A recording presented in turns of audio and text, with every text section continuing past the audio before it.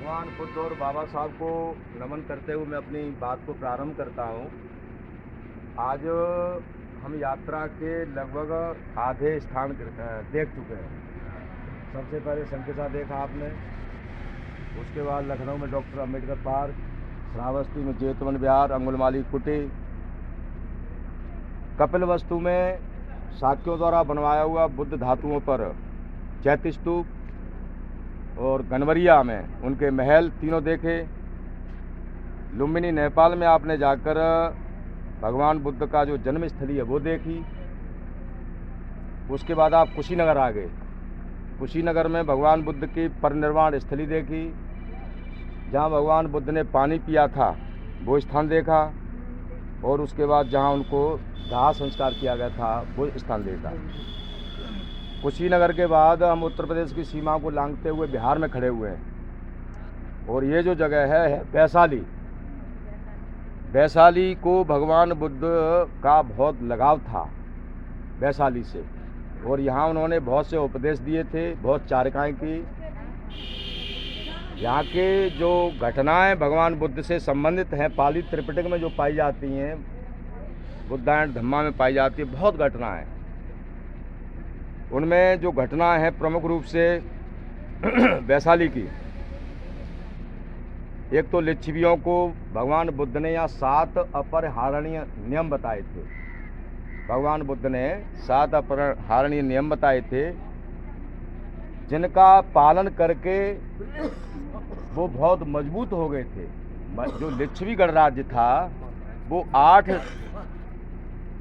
जातियों से मिलकर के संघ बना था। 8 जातियों से, उसमें लिच्छवी थे, मल्ल थे, कोलिय थे, शाक्य भी थे। वो बारी बारी से वो शासन करते थे। है ना, बंद कर देना इसको, इंजन को। और भगवान बुद्ध के नियमों का पालन करते थे, बताई हुई बातों का। इसलिए अजातशत्रु जो मगध का राजा था, यहाँ नज़दीकी उसकी राजधानी थी पाटलिपुत्र में, शुरुआत में राजगृह में रही बिंबिसार की, और उसके बेटे ने अजातशत्रु ने भी यहीं शासन किया राजगृह में।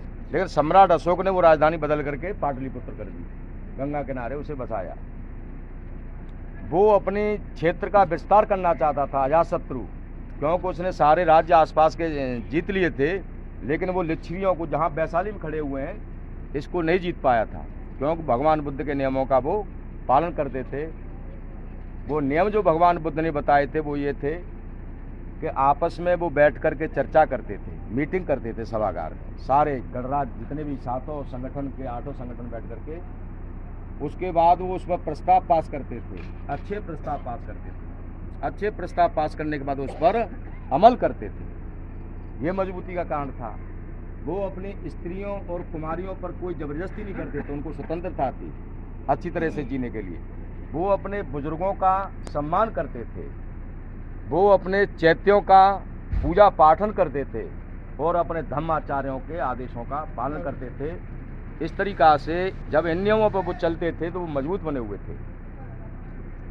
अजातशत्रु ने यहाँ पर बस्साकार नाम के ब्राह्मण को भेजा था भगवान बुद्ध के पास, जब वो राजगृह में ठहरे हुए थे, कि मैं वैशाली को जीतना चाहता हूँ, इसके लिए मुझे क्या करना है। क्या ये कह करके आप बैठ जाना, भगवान बुद्ध को मेरी तरफ से प्रणाम करना। आपने सभी ने पढ़ा होगा, तो भगवान बुद्ध ने आनंद को संबोधित करते हुए कहा कि हे आनंद, जब तक लिच्छवी लोग, वैशाली के लोग मेरे 7 नियमों का पालन करते रहेंगे, तब तक उसे कोई जीत नहीं सकता।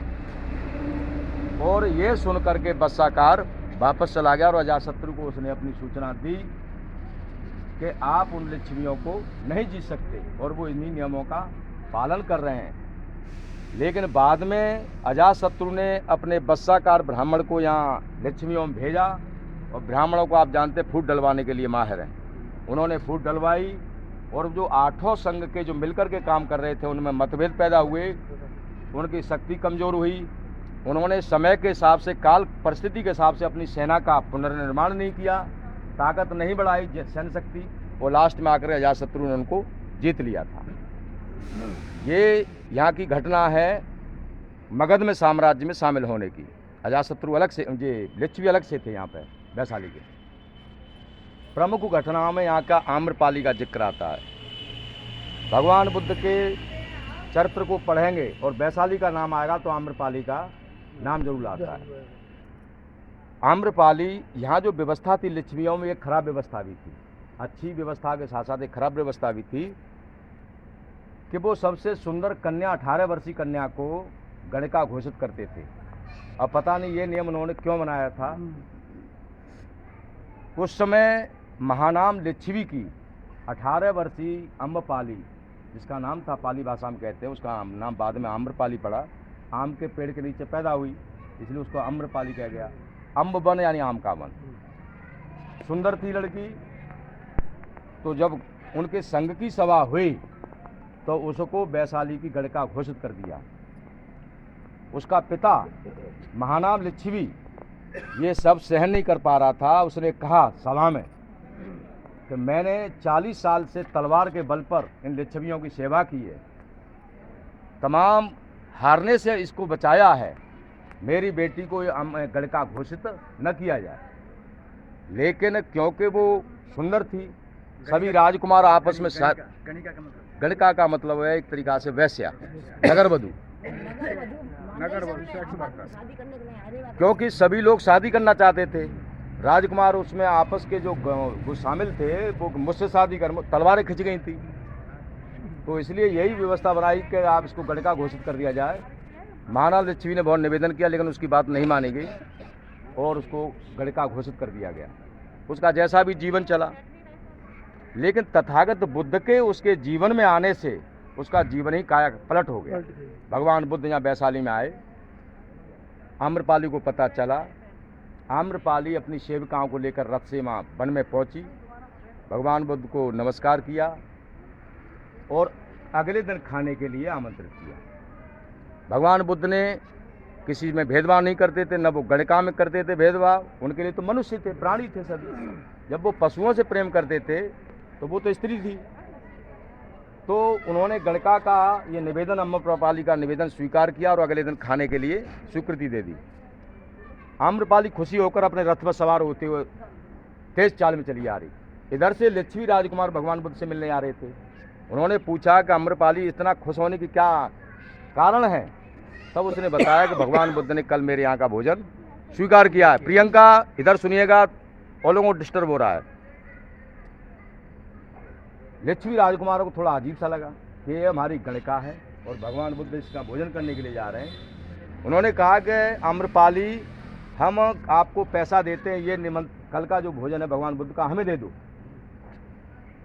आम्रपाली ने उन्हें उत्तर दिया कि पैसे धन की तो छोड़िए, अगर पूरा लिच्छवी साम्राज्य भी आप मुझे दे देंगे तब भी मैं कल के निमंत्रण को भगवान बुद्ध के को नहीं दे सकती। भगवान बुद्ध मेरे यहाँ कल खाना खाएंगे। वो चले गए। आप चाहें तो अगले दिन का उन्हें भोजन दे सकते हैं। भगवान बुद्ध अपने भिक्षु संघ के साथ अगले दिन वहाँ पहुँचे हैं। आम्रपाली ने उन्हें भोजन कराया सप्रेम सत्कार के साथ। भगवान बुद्ध ने पुण्यानुमोदन में जो बताया आम्रपाली को कि ये जो काया है, ये सुंदरता है और धन वैभव प्रसिद्धि, ये हमेशा हमेशा रहने वाली नहीं है, ये अनित्य हैं। अनित्य मीन्स हमेशा हमेशा रहने के लिए नहीं है, नित्य हमेशा रहने वाली चीज, परमानेंट नहीं है। इसलिए अपने जो जीवन की जीविका है वो सम्यक होनी चाहिए, कुशल होनी चाहिए, अच्छी होनी चाहिए। आम्रपाली की समझ में आ गया ये बात और उन्होंने कहा कि भगवान बुद्ध मुझे अपनी शरण में ले लीजिए। भगवान बुद्ध ने आम्रपाली को भिक्षुणी संघ में शामिल किया और आगे चलकर उसे पूज्य बना दिया। आप लगाइए, भगवान बुद्ध ने ब्राह्मण के बराबर गणिका को स्थान दे दिया और उसने अध्ययन किया। पाली त्रिपिटक का जो भगवान बुद्ध के वचन थे उनका अध्ययन किया और अध्ययन करते हुए वो अग्रणी जो भिक्षुणी बनी है उसमें उनका आम्रपाली का स्थान आता है। उसने तमाम गाथाएं लिखी हैं। आप थेर गाथा पढ़ेंगे, एक थेरी गाथा है। पाली त्रिपिटक आप लोगों ने बहुत पढ़े, वैसी चीज़ें थोड़ा डीप चीज़ें ना भगवान बुद्ध के धर्म की। तो थेरी गाथा में जो करीब करीब 50-60 थेरियाँ हैं, तो थेर भिक्षुओं से जो बनते हैं, थेर महाथेर, और ऐसे ही थेरी बनी थी, भिक्षुणी बनी थी, उनमें आम्रपाली का बहुत ऊंचा स्थान है। एक आम्रपाली घटना घट गई। दूसरा यहाँ पर आनंद का जिक्र आता है। भगवान बुद्ध के परम शिष्य आनंद थे, चचेरे भाई थे, और उनका परिनिर्वाण भगवान बुद्ध के बाद हुआ है। आपने सभी ने पढ़ा होगा, भगवान बुद्ध के बाद परिनिर्वाण प्राप्त हुआ है। राजगृह में वो रह रहे थे बनते आनंद, और उन्होंने कहा कि अब मैं जा रहा हूँ, परिनिर्वाण प्राप्त करूँगा। भगवान बुद्ध की तरह आनंद के अस्थियों पर भी विवाद हुआ है। वो वहाँ से चल देते हैं, अजातशत्रु को पता चल गया कि आनंद जा रहे हैं, वैशाली के लिए जा रहे हैं, तो वो पीछे पीछे चल दिया है कि भगवान बुद्ध हमारे राज्य में ही परिनिर्वाण को प्राप्त करें। इधर ये सूचना लिच्छवियों को मालूम पड़ गई थी, तो लिच्छवी नदी, गंडक नदी के, जो आपने देखी होगी, गंडक नदी के उस साइड में मगध राज्य था, और गंडक नदी के इस साइड में लिच्छवियों का साम्राज्य था, वैशाली का, जहाँ आप खड़े हुए। लिच्छवी लोग भी किनारे पे जाकर इंतजार करने लगे। नदी सूखी हुई थी, आनंद बीच नदी में आ गए। उन्होंने देखा कि लिच्छवी मेरा इधर इंतजार कर रहे हैं, और पीछे थे अजातशत्रु अपनी सेना के साथ, अमात्यों के साथ आकर के, मंत्रियों के साथ वो भी आया कि भंते आनंद जो हमारे क्षेत्र में ही परिनिर्वाण को प्राप्त करें। आनंद बड़ा चक्कर में पड़ गए कि मैं इधर जाता हूँ तो वो दुखी होंगे, और अजातशत्रु की तरफ जाता हूँ तो लिच्छवी दुखी होंगे। उन्होंने बीच नदी में ही अपने को परिनिर्वाण प्राप्त कर लिया। दोनों ने मिलकर के भगवान बुद्ध का आनंद का दाह संस्कार किया, और आदि आदि अस्थियां उन्होंने आपस में बांट ली। लिच्छवियों ने, जहां आप देखने जाएंगे, जहां आप दिखाने जाऊंगा मैं आपको, वहां पर उनका चैत्य स्तूप बनवाया है। लेकिन जो भारतीय पुरातत्व विभाग ने कुछ और लिखा है, जो मैंने जो किताब में पढ़ा है, मेरे पास प्रमाण है, वो आनंद का अर्धांग चैत्य जो आधे से पर उन्होंने बनाया, आदि धातुओं पर अजातशत्रु ने मगध राज्य बनाया, राजगीर वगैरह में। तो वहाँ पर जब सम्राट अशोक को पता चला कि यहाँ पर भंते आनंद का परिनिर्वाण हुआ था और चैत्य अस्थियाँ रखी हुई हैं, तब उसने वहाँ एक लाट गाड़ दी है, जो स्तंभ है। तो आप जाएंगे, एक शेर वाला, वो जीवित, मतलब साबुत अवस्था में सुरक्षित खड़ा हुआ है, जबकि भारतवर्ष में हमारे सारे के सारे जो अशोक के जो स्तंभ थे तोड़ दिए गए। वो आपको साबित देखने के लिए मिलेगा। तो ये कोलुआ बखरा गांव है, वहाँ पर अभी मैं गाड़ी ले जाऊंगा आपको, वो चीज़ दिखाऊंगा वहाँ पर। ये देखने लायक चीज़ है। तीसरी जो चीज़ है, जब भगवान बुद्ध का महापरिनिर्वाण हुआ तो लिच्छवियों को भी एक हिस्सा मिला था, जो 8 हिस्से बटे थे। लिच्छवियों ने भी यहाँ आकर के भगवान बुद्ध का चैत्य बनाया। वो कच्चा था चैत्य, कालखंड में वो टूटता गया, राजा उसका उद्धार करते गए, द्वारा पुनर्निर्माण करते गए, लेकिन अंग्रेज सरकारों ने खुद निकाला उसको। वो कच्चा चैत्य स्तूप है, अब उस पर टिन डाल दी गई है। जिन लोगों ने देखा होगा, बहुत से साथियों ने देखा होगा, टिन से वो सुरक्षित है। तो वो जगह भी यहीं आसपास है। उसके सामने पुष्करणी है, जिसमें लिच्छवी गणराज्य के जो राजा होते थे, उनको जब मुकुट पहनाया जाता था, तब वो उसमें स्नान करते थे, और उसमें इतनी व्यवस्था रहती थी सैनिकों की चारों तरफ से कि परिंदा भी पर नहीं मार सकता था। केवल वो उसी का जो राजा लोग थे, उनके परिवार के, राजशाही परिवार के, वो लोग उसका इस्तेमाल करते थे। वो भी पुष्करणी है वहीं सामने। इधर जो है भगवान बुद्ध के अस्थि अवशेषों पर बना हुआ चैत्य स्तूप है, और सामने पुष्करणी। ये 3 चीज़ें देखने लायक हैं। और भी मैंने लिखा है कि क्या क्या बचा यहाँ के बारे में। अशोक स्तंभ हो गया, आनंद का अर्धांग हो गया, आनंद का परिणाम, भिक्खुणी संघ की स्थापना। भगवान बुद्ध ने आनंद के कहने पर, मैं आपको बता चुका हूँ, वैशाली में ही भिक्खुणी संघ की स्थापना की थी। उनकी माता महाप्रजापति गौतमी अपनी शाक्य नारियों को लेकर के पैदल कहाँ पर आप देख के आए हैं, कपिलवस्तु है, और कहाँ पर आकर के ये वैशाली है। इतनी दूर तक वो आई, महीनों में चल करके उनके पैरों में छाले पड़ गए। तब भी भगवान बुद्ध नहीं चाहते थे कि नारियां इसमें ना आवें, कि उनका स्वाभाविक रूप से वो शरीर उनका कमज़ोर होता है। भिक्खु जो जाएंगे, जगह जगह जाएंगे तो वो प्रचार प्रसार करेंगे। लेकिन आनंद के कहने पर उन्होंने भिक्खुणी संघ की स्थापना की, वो वैशाली में की थी। ठीक है, इसलिए भी ये वैशाली प्रसिद्ध है। शास्त्रार्थ के बारे में भी यहाँ का जो एक मामला आता है, 4 जैन धर्म को मानने वाली स्त्रियाँ थीं, जो बहुत विद्वान थी, महापंडित थी, ज्ञानवान थी, और उन्होंने ये कह रखा था, ऐलान कर रखा था कि जो कोई भी गृहस्थ हमारे प्रश्नों का उत्तर देगा तो हम उससे शादियां करें, ठीक है ना।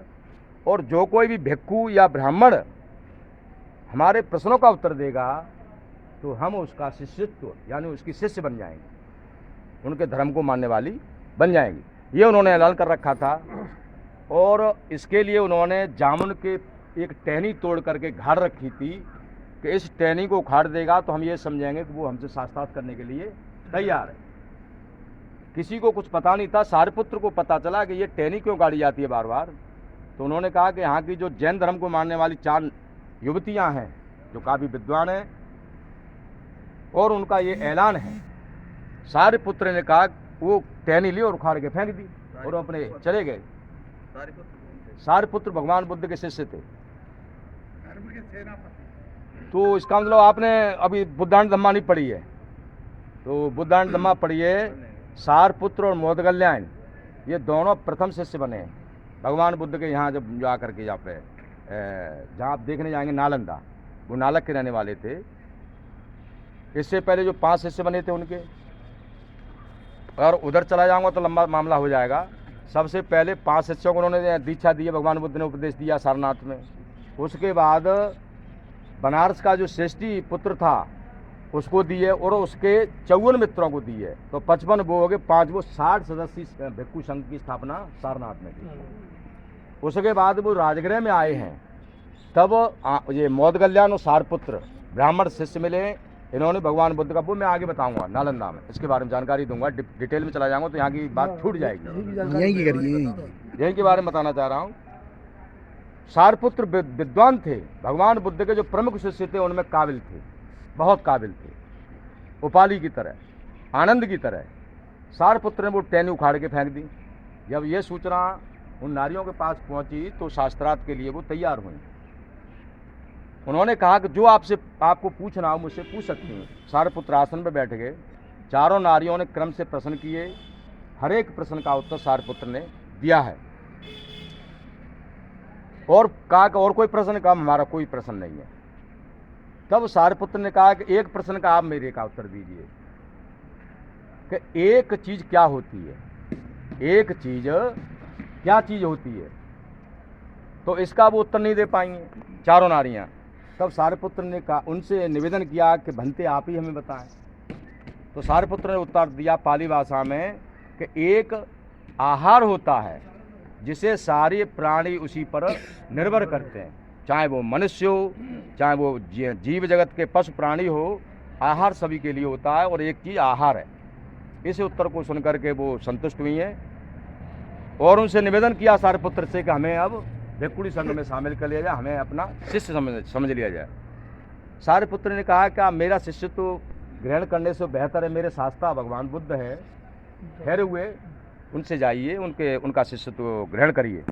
तब चारों नारियां जो जैन धर्म को छोड़ करके भगवान बुद्ध के धर्म में शामिल हुई हैं। ये घटना ये है। 7 अपरिहार्य नियम मैंने आपको बताई दिए जो लिच्छवियों को थे, अजातशत्रु के जीत नहीं पाया था। तो ये यहाँ की घटनाएं जुड़ी हुई हैं।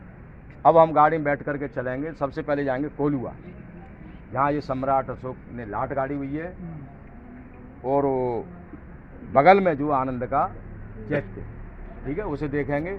वहाँ आप परचेजिंग भी कर सकते हैं थोड़ा बहुत। जो सम्राट अशोक की लाट है ना, वहाँ मिलती है।